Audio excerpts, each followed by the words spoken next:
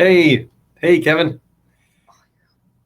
Hi. Hey, this is Dr. Scott Hutchison, and here we're for Hutchison's Huddle today. And with me is Dr. Kevin Murphy, who is one of our fine general OBGYNs at Banner UMC. Dr. Murphy did his undergraduate at Arizona State University. He's a local Arizona guy who grew up in the Phoenix area. And then he did his went to medical school back at the Howard University in Washington, D.C., and then has come back to Arizona for training. And it's a pleasure to have him. He's a great doc, and if you're looking for a great OBGYN, I strongly recommend him. And anyway, so here, meet Dr. Murphy. Hey. So Thanks yeah, and then there's some new nurse coordinator down at Banner that helps coordinate care. Maybe we can, at the end, we'll give her number too if people have trouble getting through the main switchboard to you. But the main number for you is 694-6010. Is that the? Yep. Okay. Yep. Cool. So if you need a great OBGYN, and then Dr. Murphy will take care of you. So anyway, so we're talking about endometriosis. Dr. Murphy, how do you usually see patients present with endometriosis? So there are probably 3 different ways, or a combination of ways, that people present with endometriosis, I'd say. The biggest, and I'm sorry, I'm kind of messing with my phone cord here for the broadcast. But the 3 big ways would be somebody who has just chronic pelvic pain. They've had it for months to years. They don't know where it's coming from. They don't have an answer for you. The second one would be pain around the time of menses. And then the third would be pain with intercourse. Right. And, it seems like so much of the time when you see someone, you'll say like, how bad, these periods are horrible. You're missing work. And how long has that been going on? And it's just heartbreaking when they'll say like, well, since I was 13, and it's like, nobody has intervened. Yeah, no one's done anything for this. So how do we try to figure out what's going on with these patients so we can help them? Mm-hmm. So endometriosis is kind of a tricky disease because technically it's diagnosed by an actual biopsy or by the histology that you would do at time of surgery. If oftentimes people will get surgery for something, the surgeon goes in and then realizes, oh, that looks like endometriosis. They take a biopsy and then there you have it. But oftentimes we don't have the ability to go to surgery right away, so you have to kind of go by patients' clinical signs when they show up to you in clinic. The 2 things that are usually red flags, and at least like what ACOG says, are the more pathognomonic symptom complaints that patients will have are dyspareunia, and specifically, that's pain with sex, but specifically pain with deep penetration is sort of a big harbinger of endometriosis. And then pain with, pain or change in your bowel habits around the time of menses is another one. So people either have constipation or they have the opposite, they have diarrhea, but these all occur in relation to their menses, and they know it because it's cyclical and they mark that in their mind. So those 2 things are kind of the bigger ones. Yeah. So how do you evaluate them then? So first things first, get the history. You want to do a complete system review. I want to see where you're having the pain exactly according to you. Like, how do you describe it? And then it's important to do a physical exam. There are certain things that you can feel. We call it nodularity on a pelvic exam. But the nodularity usually can occur sort of along the sides of the uterus. And that in itself, too, is very obvious for endometriosis usually. As far as other things that we would use to know or to evaluate someone with it, pain with urination around the time of your menses will be another one. And then oftentimes women will say that they have, cramping with their menses anyways. But cramping that feels like it's in their lower back, like in their sacrum, is another classic finding for endometriosis. Yeah. So what can you see on ultrasound or even like an MRI if you were going to then do some kind of imaging study? Right. You could potentially see a few things. You could see the nodularity that I was talking about. Often, though, you could also see little implants if they've grown big enough. I think, correct me if I'm wrong here, like greater than 1 centimeter, I think you can pick up on an ultrasound. And then endometriosis itself can make large cysts on the ovaries called endometriomas. And so you could see endometriomas on the ultrasound, or specifically, I think MRI is actually a better modality for endometriosis, if I'm not Right. mistaken. Yeah, but it seems like you get a pretty good idea. I always look for pelvic fluid. So if I see a bunch Oh, of okay. free Yeah. pelvic fluid sloshing around in there, remote from, ovulation or something, then especially if it seems Right. like it's got a lot of reflectivity in it, like it's got blood in it, then I'm kind of like, all right, I think I know what's going on here. Interesting. Yeah. Cool. So, That's awesome. the people who are tuning into this are probably, most of them are going to be trying to get pregnant. So the, the deal, how we treat them, people who are trying to get pregnant versus people who are not Yeah. trying to get pregnant, go into that a little bit. You're talking specifically with endometriosis in mind? Yeah. Okay.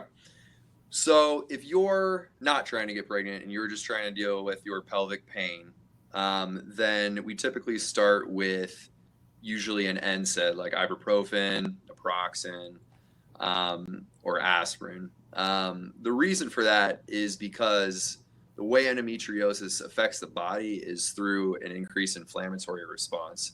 You have, or at least the thought is that you have retrograde menstruation, we call it. So the glands from your uterus, the endometrium, they go out through your tubes instead of out through your vagina, and they implant in different parts of your pelvis and abdomen.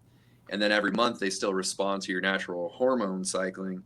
So then you get this pain, and the pain actually comes from your body being like, this is abnormal. Why are these things activating out where they're not supposed to be?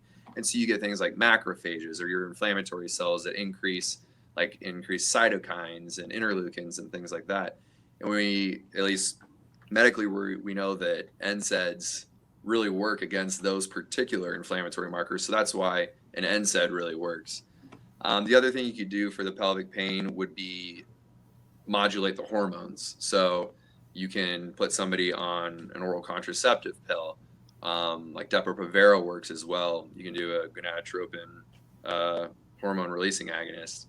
And all those generally basically stop the amount of cycling that's going on. And if what we know about endometriosis is correct, then if we think that it responds to the normal hormones, if you're decreasing those, I remember realizing my hand that I've been gesturing with is not in the screen. I feel like It's okay. then that's not decreased. So you so you don't have the same amount of hormonal cycling, therefore less of a response, and that's why hormones would help. Right. So, if they're trying to get pregnant, though, we can't really, put them on a continuous birth control pill to try to mimic pregnancy or whatever. So we're kind of stuck with trying to either kind of do surgery, right, or maybe just go and just try to get them treated and get them pregnant, right? There is so I think about the surgery, what we know so far is that surgery helps, but we don't have any good like randomized control trials or any large studies to really give us like how much does it help. So there's a thought, or at least what ACOG says, for those watching, ACOG is the American College of Obstetricians and Gynecologists. They say that the first time surgery, if this is for specifically fertility purposes, first time surgery should remove all visible endometriotic lesions that you can. And there's usually a bump in fertility after that. But if the fertility doesn't improve after that, or you can't achieve pregnancy, then IVF is what's recommended afterwards. Yeah. Yeah. The interesting thing is, like, I kind of, every time I have somebody who's got that sort of symptom constellation and they want to have surgery, when when you take them to the operating room, I always kind of dread it, because you never know what you're in for. It could be, you could be in for a 3-hour. Endometriosis is tough. Yeah. Yeah. Resection case. A lot of the GYN oncology folks kind of worry more about those cases than they do about cancer debulkings, because they're so tough. But I just finished my onc rotation the other day. I can't tell you how many times I heard them say that. Yeah, it's nasty stuff sometimes. But yeah, so I think it underscores that we kind of have to, intervene, when these folks are in high school or college, or that, in that early part of their life. We really need to not brush off those symptoms of nasty period cramps and heavier bleeding and pain with intercourse, like you're talking about, and get very proactive about it. In the times that they're not trying to get pregnant, I really think those folks should be on, those continuous birth control pills, or, with the nonsteroidals, but not the to keep like a inhibitor around. Yeah. So, if this disease is sort of, like they say, a whole lifetime thing that we have to control.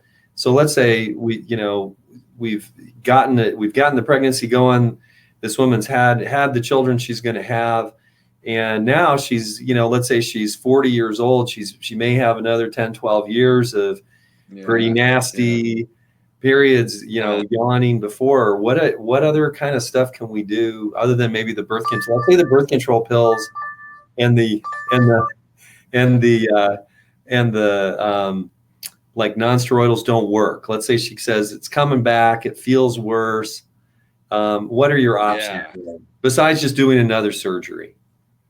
Right. Okay. Besides doing another surgery, so there are medications that can effectively induce menopause, and the reason that those work are because, as we were saying before, the endometriotic implants.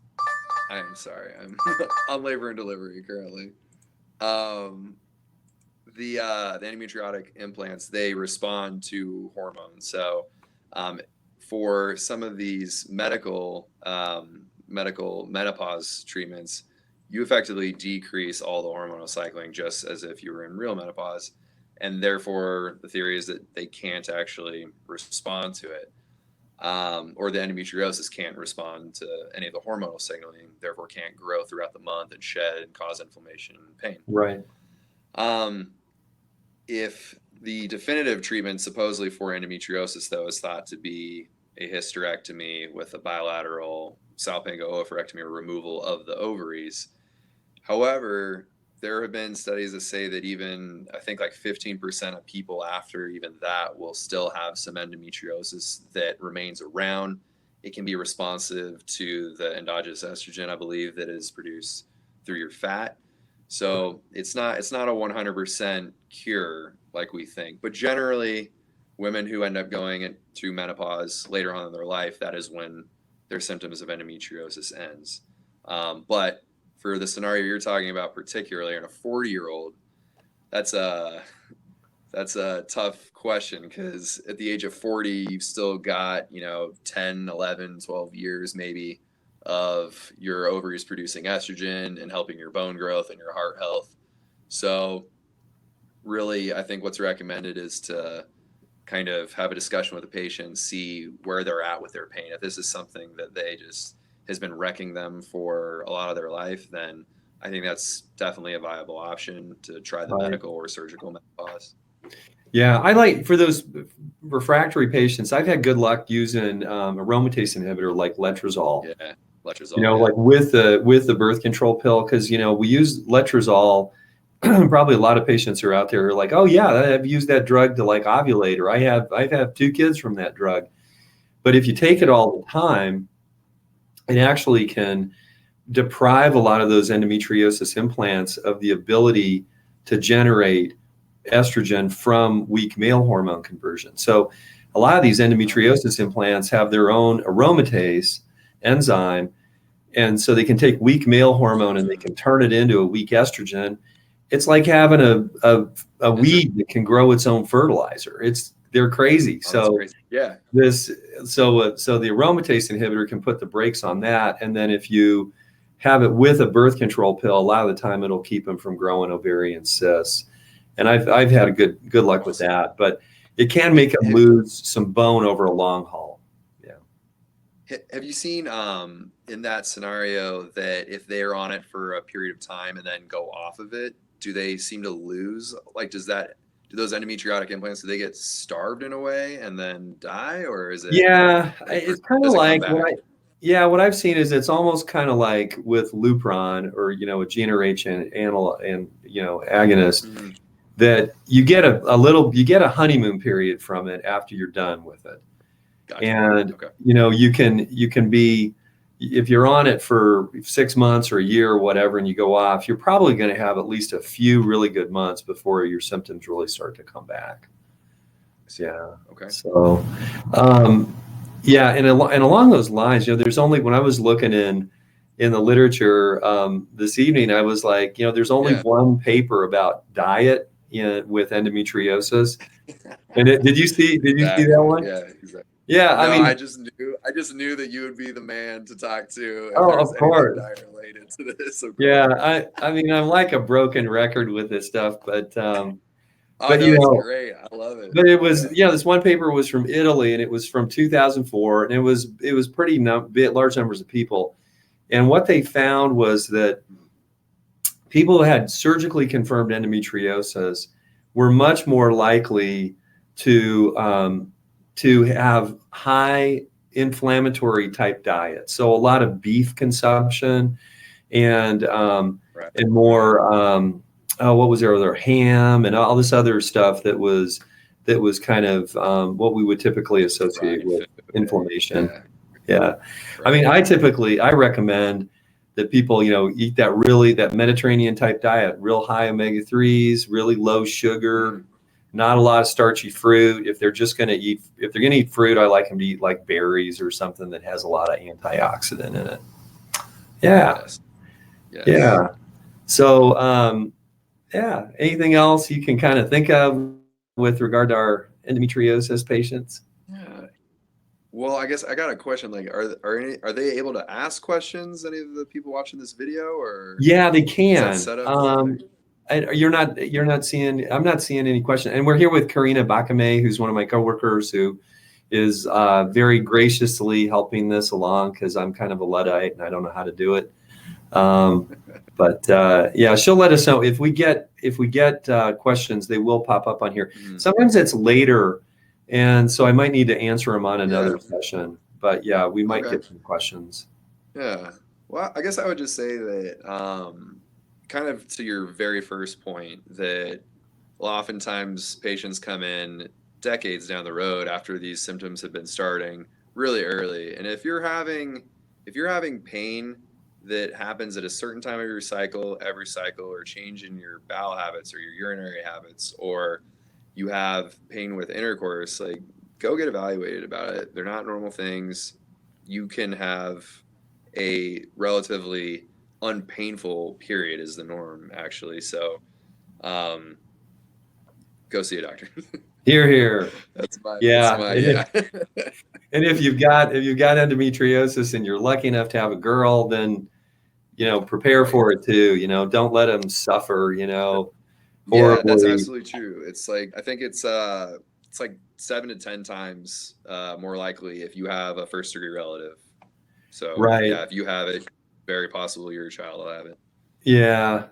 The another interesting stat that I knew that endometriosis was associated with a higher ovarian cancer risk, but it's 50% higher. That's kind of crazy. 50%.